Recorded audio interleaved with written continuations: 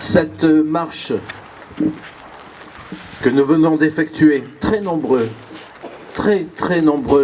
ensemble, s'est faite en silence, dans l'anonymat, sans signe distinctif des élus, car cette marche ne pouvait être autre qu'un symbole de compassion partagé par tous les participants, par tous les habitants de notre ville de Gignac-Lanert.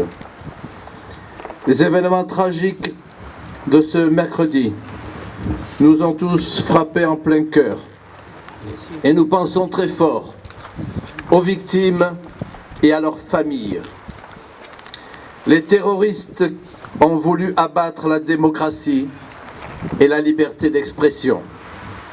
Nous devons montrer avec force qu'ils ont échoué et que le fanatisme ne passera pas. C'est un véritable combat que nous devons mener contre l'obscurantisme et pour défendre notre modèle de société humaniste.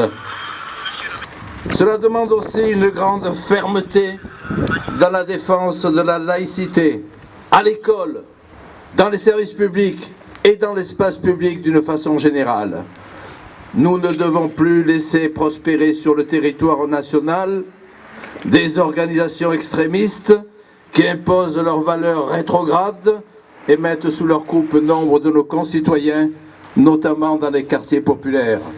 Ceux qui créent le terreau de la violence sont les mêmes qui veulent interdire aux enfants de chanter dans les écoles élémentaires, qui refusent de serrer les mains aux femmes et qui prônent le repli communautaire. Il faut cesser de subir ces soi-disant compromis calamiteux en évitant certains sujets, à l'école par exemple. Il faut dire et redire que la démocratie, c'est précisément de laisser s'exprimer celles et ceux qui portent un œil critique et équilibré sur les religions, même si on a une foi à titre personnel. Lutter sans état d'âme et avec ardeur, non pas contre l'islam en tant que religion séculaire, mais contre l'islamisme, idéologie extrémiste, sexiste, antisémite et homophobe. Lutter sans état d'âme et avec ardeur, c'est poursuivre le combat des Lumières. En 1766, le chevalier de la Barre était supplicié par l'intolérance religieuse de l'époque. Aujourd'hui, nous devons, comme Voltaire, ne rien lâcher pour préserver le vivre ensemble et le pacte républicain. Un journaliste a écrit ce 8 janvier, notre 11 septembre à nous, Français, est tombé un 7 janvier.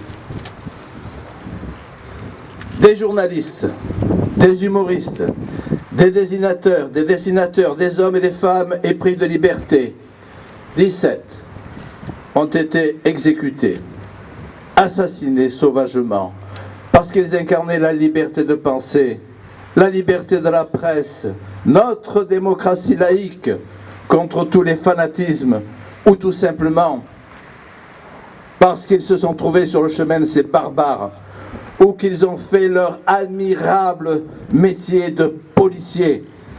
Admirable métier de policier. Nous pensons d'abord à eux, à leurs familles, à leurs amis. Charlie Hebdo était le rire impitoyable, la dérision, le refus tragique, aussi le rire intelligent, l'ironie pleine d'espérance. Charlie Hebdo, c'était Voltaire en vignette. La violence des actes, les armes utilisées, traduisent que notre société, dans le monde, sur notre territoire, est en état de guerre contre les formes les plus abjectes, les plus barbares du terrorisme. Alors, la voie est toute tracée. Notre démocratie ne doit montrer aucune faiblesse. La liberté respectera son propre principe, poursuivre sans relâche les criminels. Pour tous les républicains, désigner sans ambiguïté les adversaires, désigner sans ambiguïté les ennemis, le terrorisme et non l'islam, le fanatisme et non la foi. Comment ne pas penser à une chanson de Guy Béard voulant que le premier qui dit la vérité, il devra être exécuté. Le monde évolue vers la violence la plus affreuse, faite à la tolérance, à la laïcité, à la sincérité et par certains côtés à la culture. Des hommes libres jusqu'au bout de leur crayon ou de leur stylo sont tombés sous les balles de tueurs fanatiques, pseudo-musulmans, avides de sang et de larmes. Aujourd'hui, nous, habitants de la commune de Gignac-la-Nerte, soudés, au-delà de toute opinion politique, dans l'unité, rassemblés en responsabilité, nous disons clairement de toutes nos forces que nous ne laisserons jamais assassiner nos libertés, que nous ne laisserons jamais assassiner nos valeurs, celles de la République.